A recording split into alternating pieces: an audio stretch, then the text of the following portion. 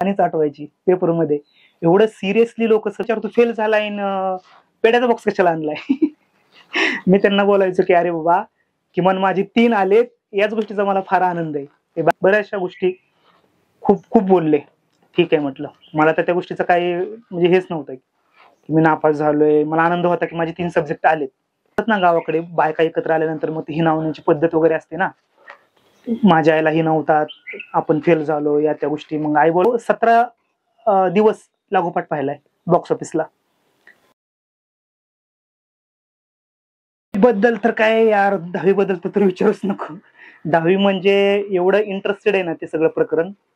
Actually 2006-07 मध्ये मी 10वीला होतो.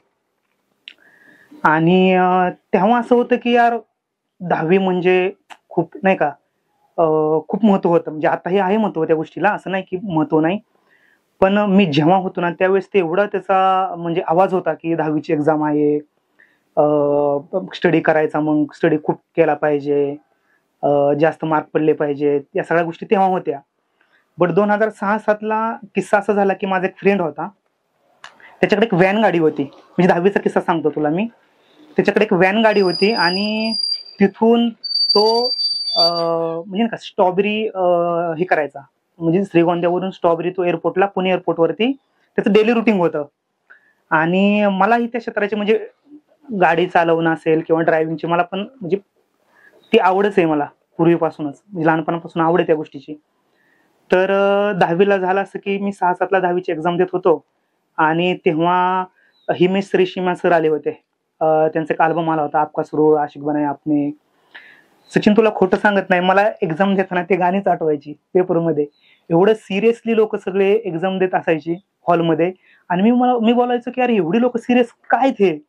आणि काय 10वीचं एक्झाम झाली, 10वी कम्प्लीट. पेपर झाला, लास्ट डेला सिनेमा पाहायला गेलो अकलूजला श्रीराम थिएटरला. त्यानंतर ना घरी आलो, आईने विचारले एक्झाम कशी झाली. म्हटलं मस्त, एक्झाम काय मस्त झाली एक्झाम. आणि त्यानंतर रिझल्ट जेव्हा आला तेव्हा विचारत होते मला सगळे की किती मार्क्स पडतील, पर्सेंटेज काय, कसं असेल तुझं काय. म्हटलं ठीक आहे, पास तर होणार नाही याची गॅरंटी तर होती मला. पण पहिल्यापासून मी लास्ट बेंचवरतीच बसायचो, कारण की ते एका नजरेत दिसतो ना पूर्ण क्लास लास्ट बेंचवरती. त्याच्यामुळे मला पहिल्यापासून आठवायचं की हा लास्ट बेंचवरती आपल्याला बसायचंय. सरांनी ना पहिल्या दोन बेंच सोडल्या आणि सांगितलं की इथून बॅक साईडची मुलं सगळेच फेल झालेत.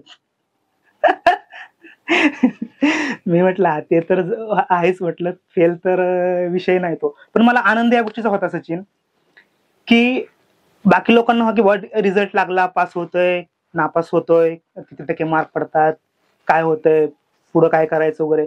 मला या गोष्टीचा आनंद होता की किमान किती सब्जेक्ट माझे येतील.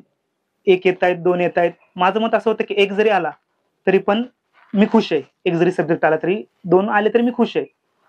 रिझल्ट जेव्हा मी हातामध्ये घेतला त्यावेळेस ना मी पाहिलं माझे 3 सब्जेक्ट आले होते आणि 3 सब्जेक्ट माझे ऑलरेडी गेले होते. 3 सब्जेक्ट मध्ये मी फेल झालो होतो. माझ्या मते माझा हिंदी पण गेला होता, इंग्लिश आणि गणित हे 3 सब्जेक्ट माझे गेले होते आणि 3 आले होते. घरी आलो रिझल्ट घेऊन. मला अजूनही आठवते, मी घरी येताना पेड्याचा बॉक्स घेऊन आलो होतो आणि मी तिथं स्कूलमध्ये पण दिला. विचारायचे लोक मला की काय किती टक्के मार्क पडले, दाखव रिझल्ट. रिझल्ट पाहिल्यानंतर मला विचारतो फेल झालाय पेड्याचा बॉक्स कशाला आणलाय.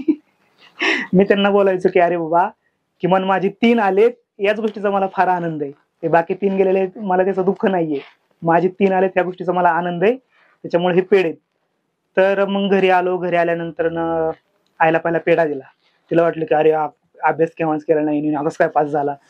म्हटले रिझल्ट दाखव. आईला काही लिहिता वाचता येत नाही. तिला म्हटलं की मी नापास झालोय. म्हटले नाही शक्य नाही, तू पेढे कसं काय घेऊन आलाय, तू पास झाला असशील. मग म्हटले ठीक आहे, फादर येऊ दे. म्हणजे मी माझ्या वडिलांना बापू बोलतो. म्हटले फादर येऊ दे. ठीक आहे म्हटलं. तो परत म्हटलं तू खा पेढ. मी सांगतोय तिला की माझे 3 विषय गेले, तिला माझ्यावर विश्वासच नव्हता. फादर आले. फादरने ऑलरेडी थोडीशी टाकलीच होती. आले कारण की गावामध्येच फादरला समजलं होतं की मी काय केलंय ते. घरी आले आणि दाखव म्हटले रिझल्ट. रिझल्ट पाहिला. काय शब्द पण बोलले नाहीत. आईला बोलले की म्हणजे शिवीगाळच दिली. आता इथं शिवीगाळ मी नाही सांगू शकत, हा फेल झालाय असं तसं बऱ्याचशा गोष्टी खूप खूप बोलले. ठीक आहे म्हटलं. मला तर त्या गोष्टीचं काही म्हणजे हेच नव्हतं की मी नापास झालोय. मला आनंद होता की माझे 3 सब्जेक्ट आलेत या गोष्टीचा. कारण की हिंदीचा मला वाटतंय आठवतंय, हिंदी ज्यावेळेस माझा हिंदीचा पेपर होता ना, त्यावेळेस मी अंघोळ सुद्धा केली नव्हती. एक पेन फक्त होता माझ्यासोबत आणि मी मित्रांना विचारायचो की उद्या कोणता पेपर आहे, उद्या काय आहे. तर ही अशी कंडिशन होती माझी. 10वी नंतर 10वीत फेल झालो. ऑक्टोबरला नंतर एक्झाम दिली. तिन्ही सब्जेक्ट मी काढले वन टाइम. कारण की आईचं खूप ते बोलणं होतं की यार तू फेल झाला असं नाही व्हायला पाहिजे, तू शिक, हे कर ते कर. बाकी तुझे भाव वगैरे, आणि सांगायचा मुद्दा म्हणजे माझे जे भाव आहेत ते सगळे टॉपर होते स्कूलमध्ये. म्हणजे 80-85% वरतीच मार्क आहेत सगळ्यांना. डिग्री, डिप्लोमा म्हणजे सगळं टॉपच्या इंजिनिअरिंग कॉलेजला होते.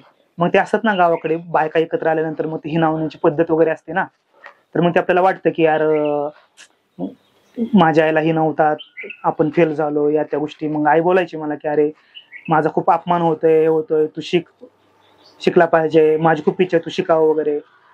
पहिल्यांदा शिक्षण तर कम्प्लीट कर, नंतर तुला काय करायचं ते कर. ठीक आहे म्हटलं. मग ती ऑक्टोबरला एक्झाम दिली. एक्झाम दिल्यानंतर मला आठवते मी माझ्या स्कूलमध्ये मी एकटा होतो की रिपीटला सुटलेलो ऑक्टोबरमध्ये. तिन्ही सब्जेक्ट मी माझे काढले. एकदम चांगले मार्क्स, असं नाही की काहीतरी मार्क पडले, एकदम चांगले मार्क्स काढून मी तिन्ही सब्जेक्ट माझे क्लिअर केले. आणि मग आय कॉलेजला इंदापूरला मी 11वीला ऍडमिशन घेतलं कॉमर्स साईडने. 10वीत फेल होणारा मुलगा 11वीला कॉमर्स साईडने ऍडमिशन घेतलं. 11वी कॉमर्स साईडने कम्प्लीट केली. 12वीला आलो. 12वीला आल्यानंतर 12वीला मी पुन्हा आरटला ऍडमिशन घेतलं.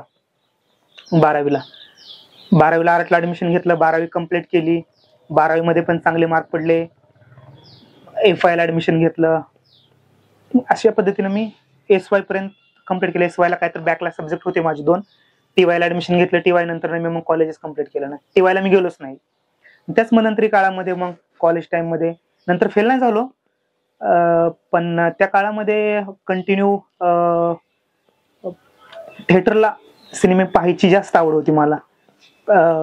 लेक्चर संपलं की थिएटरला जायचो. आणि 12वी मध्ये असताना तिथंच ज्या ठिकाणी तालुका आहे तिथंच रूम घेतले होते. रूममेट होते, 2 फ्रेंड होते माझे. तिथून मग 12वी मध्ये 9 ते रात्री 9ला यायचो कॉलेजवरती लायब्ररीमध्ये स्टडी करण्यासाठी. रात्री 12 वाजेपर्यंत स्टडी करायचो.